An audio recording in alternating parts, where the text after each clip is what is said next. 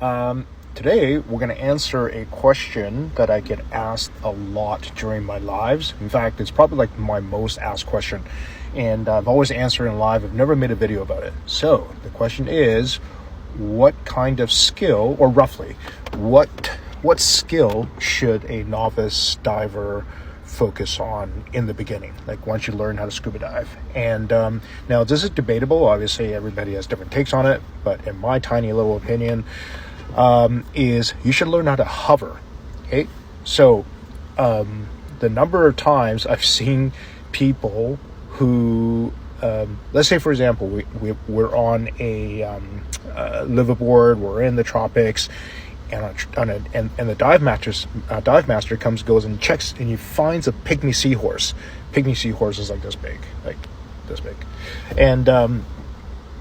and you go over to see it, but you can't stop, because all you know as a new diver is you just know forward propulsion. So you swim over, but you can't stop, and then you just fly right over the thing. And in doing so, as you fly over this pygmy seahorse, as you're fluttering your fins, and then you end up just smacking the thing, and everybody's now pissed off at you, right?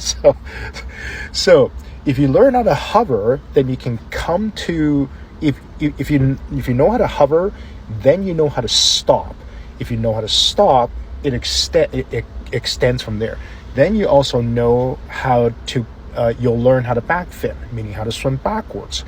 You also, if you know how to swim backwards, then you know how to do a helicopter turn, meaning that you can actually just pivot on a pinpoint.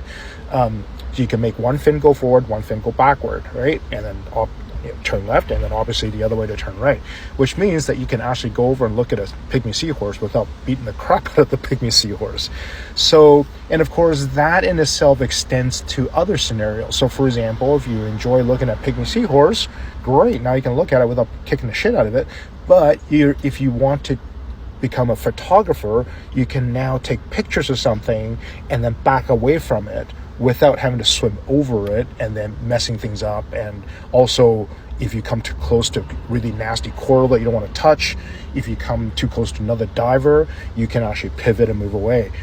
Really, really important skill set. And of course, as you get more confident in just the ability to hover and not move, you become more relaxed. And the more relaxed you are, the slower and more even you'll breathe, and the less air you'll consume, because you're not just constantly kicking.